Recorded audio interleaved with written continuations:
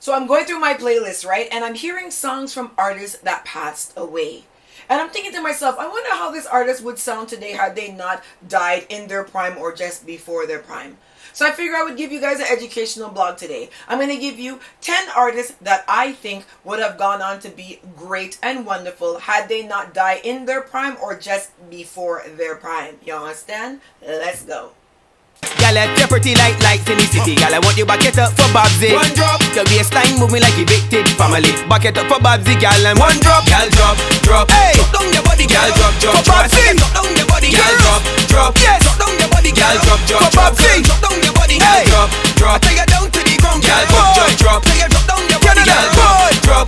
Drop down your body, y'all drop. Take it drop down your body. Stick it and twerk, wiggle and work. Let the bumper go down until it grazes in the air. Cause your body ain't stiff like you ain't side the mark. Walk up on Babbzy like she man getting horn. Bend that leg, rub it in your spine.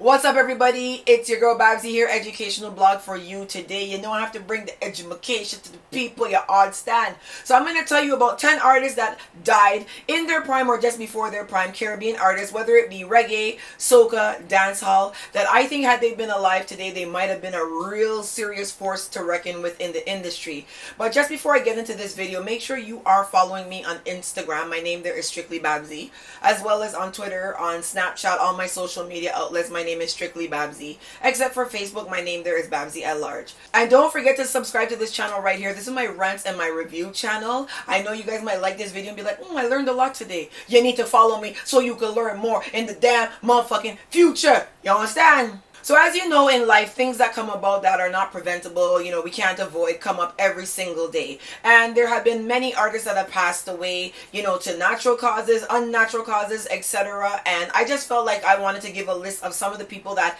you might have heard their name but never knew what happened to them, etc. And, you know, over the weekend, Devon Matthews passed away after he performed at a show in Trinidad. He's a soca artist, up and coming soca artist. You know, he was an announcer. He was starting to take soca seriously, stepped off the stage, had a heart attack, and literally just like died right there. He was 31 years of age. So that's kind of what inspired me to do this video as well, because you never know what tomorrow's gonna bring for some of us. So a lot of these people that might be here today, they might be gone tomorrow. So number 10 is a singer named Alton Black. He sings, I see that clock upon the... Like, yeah, you know.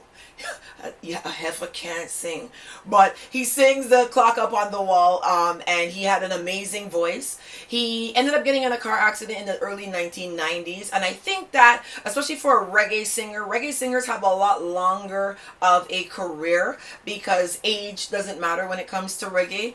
And I think he would have been one of the top tier reggae artists to date that would have been holding ground with a lot of those other artists that were out here, you know, like the Freddie McGregors and them. So it was unfortunate to see that he, with such a wonderful voice, you know, found himself in a car accident and ended up dying way before he really got to like let go a lot of the big songs that I think he would have had the potential to let go out here. Number 9, Dirtsman.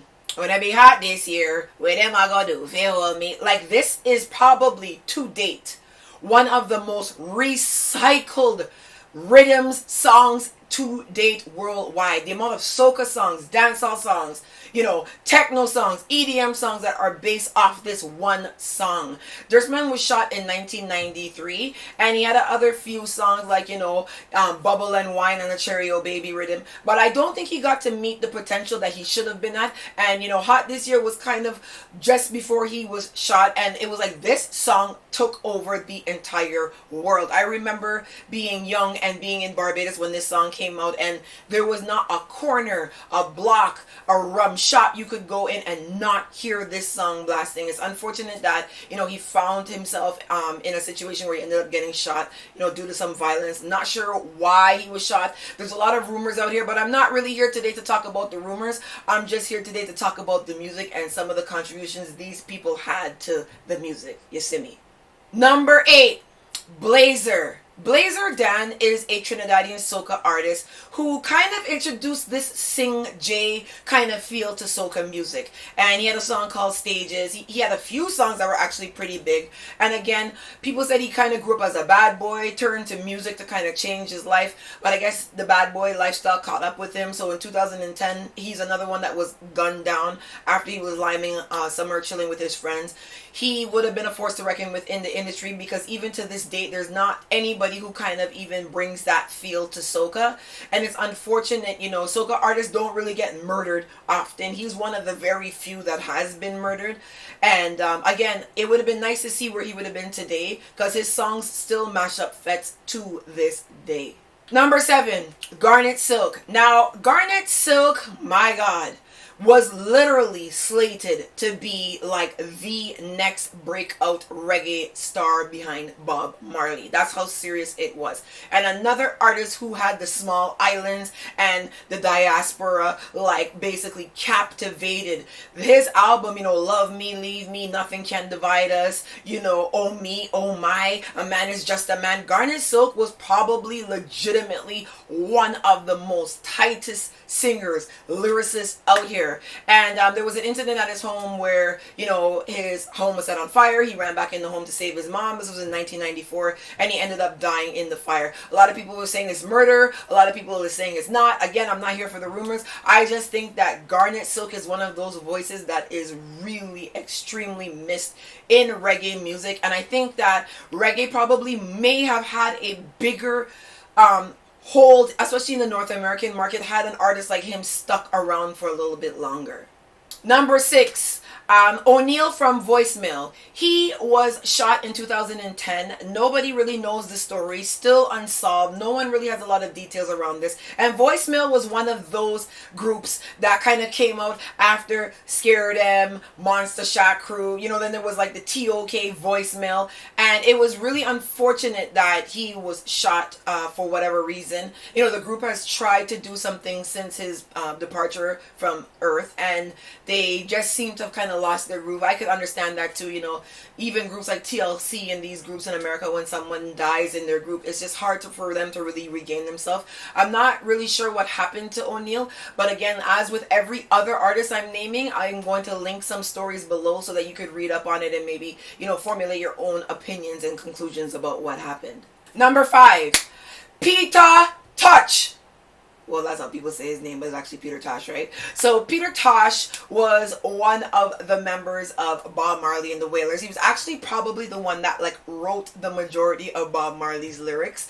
I believe that, because when Peter Tosh went solo and started to do his own stuff, I was kind of like, I'm hearing the fire in the belly that Bob Marley had, and you know. But anyhow, you know, they split up before Bob Marley passed away, and he ended up actually, Peter Tosh, being murdered in 1994. He was shot, a robbery at his home. It looks as though no one really knows, you know, the full details. Again, I'm not here to give those details, but a lot of Peter Tosh's music was a real staple in my home, especially in the 80s. You know, I Am That I Am, you know, You're an African, and these kinds of songs. So it's sad to see Peter Tosh gone. I really wonder, like literally today, if he was still here, like, I think he would be giving Sizzla a serious run for his money, the era that Sizzla came out in. You understand? Number 4, Tenor Saw, Ring the Alarm. Yeah, Tenor Saw was basically killed in 1988. I was a young child and I remember being devastated when I heard this news. He was killed in a hit and run accident in Texas. Nobody has the details to this date. A lot of people think it was a murder and it was intentional, but Tenor Saw died when he was only 21 years old. And I mean, if you dig up, I'll try and put some links below. He was already like performing in Japan and these places and filling and ramming dance. Tenor Saw would have been huge had he not died, which is why I think a lot of people think that he was murdered intentionally. Again, some people think it's a drug deal that went wrong. No one has the details on it. No one even knows the exact day he died, but he died in August 1988. And again, he was just found dead on a road in Texas, and people were just like, it was a hit and run, and that's all the details that they had. So it's unfortunate to see that he died so young in his career as well, because I think he would have really been one of the veterans to this day, still holding it down out here. Number 3, this person isn't really an artist, but they're still integral to Caribbean music culture, sound clash. They were a selector, sound man. It would be Squingy from Bass Odyssey. Squingy from Bass Odyssey died in 2009. He was only 37 years old, and he had a terminal illness. Again, there's been many speculations as to what he died from. Nobody was able to confirm, but Squingy actually, for me especially, made me start buying bass Odyssey tapes back in the day and saving my lunch money and starving to buy tapes. He was just one of these selectors that just, you know, them ones that just know what to say, know what to pull, know what, like, he was just an entertainer. And I mean, even remember in one year, I think it was 2006, he fell off a speaker box and he had a broken like leg or arm and he was still on the mic emceeing the event. Like, who the hell does that? Like, Squingy was tough as nails, trust me. And I think that Sound Clash would probably still be a very large part of dancehall subculture had Squingy not passed away, to be honest. Number 2, soca artist Onika Bostic. Onika Bostic was one of these female artists that just kind of catapulted to stardom really, really quickly. She was Trinidadian, but then she went to Antigua to join Burning Flames. Like, you don't just walk off the road and join Burning Flames. And like, she started to come up with some major hits. She had some collabs with Bunji Garlin. And then in late 2004, she got in a very bad car accident, and then she ended up becoming brain dead, and then they had to basically, you know, pull the plug on her. And it's unfortunate because I know Bunji Garlin and her were really good friends, not lovers, friends. And it took Bunji Garlin a while to kind of recover after this. I remember seeing Bunji Garlin at shows where he would literally be crying, performing songs that he dedicated a song to her. You know, she was really, really good. And again, that era, right, early 2001 is really when the Fayans, Destras, and all them started to come out. Because remember, it was more like Alison Hines and Denise Belfon and them. So she would have been like the next generation. I don't know. I think some female artists would have had some real struggle had Onika Bostic not died early in her career. And the number 1 artist, if anybody knows me personally, if anybody has ever had a conversation with me, number 1 has to go to Nitty Gritty. That is my artist. Nitty Gritty to me was like revolutionary to reggae dancehall lyrically. He wasn't the best singer, but he still managed to evoke emotions in his songs. He was shot and killed in 1991. Supercat was originally like on the hook for that murder, but he got off in self-defense. Nobody really talks about what happened, but I really think that if Nitty Gritty was alive today, I think dancehall would kind of be slightly different. I really feel that way. And again, I have every single Nitty Gritty album. I have every single Nitty Gritty unreleased track. That was just the artist I grew up on in the 80s and early 90s. So every single thing is Nitty Gritty, to the point where Kevin is like, so I'm going to have to go through all 500 of Nitty Gritty songs and learn them, right? Like, yo, that's my artist.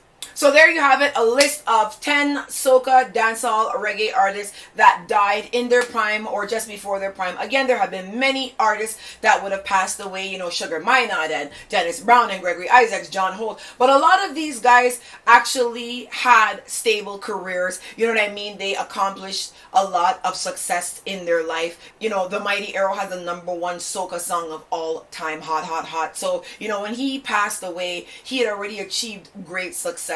So for me, it would have just been nice to see how some of these artists would have fared in present days, you know, industry, to be singing with these people. You know, how would Nitty Gritty hold up against Vibes Cartel? You know what I mean? Like, those are just the things that go through my mind. And it's not necessarily a disrespectful thing the way where I'm coming from. I just think about, you know, how things would have been different had these people still been around. Anyhow, it's your girl Babbzy. I hope this was educational for you and you do go and learn about some of these artists. If you have a DJ friend that doesn't know anything about music, I think you need to tell them to subscribe to me, because a lot of these guys out here are like, who the hell is Nitty Gritty? But you're the number 1 dance hall selector in Toronto and you don't know who Nitty Gritty was? Like, please. And as I said, a lot of these people were people who passed away before their prime. There's other artists, you know, as we said, like Sluggy Ranks died in a car accident. You know, Captain Barkey was shot and killed. But a lot of them, again, have had success in their career. And these were people that I think didn't really get out there the way that they should have. So make sure sure you're following me and you subscribe to my channel right here. And make sure you check out my website, strictlybabbzy.com. I have my soca dancehall blog that's been going. I'm going to be putting up posts daily, keeping you abreast of everything that's going on and trying to get, you know, the true things of what's happening in the industry instead of just running with some wild ass rumors. You understand? So I'll see you guys later in the week. Mwah! Love you guys. See you soon. Girl, you're pretty like lights in the city. Girl, I want you back it up for Babbzy. One drop. Your waistline moving like evicted family. Back it up for Babbzy, girl, and one drop. Girl, drop. Hey, drop down your body, girl, drop.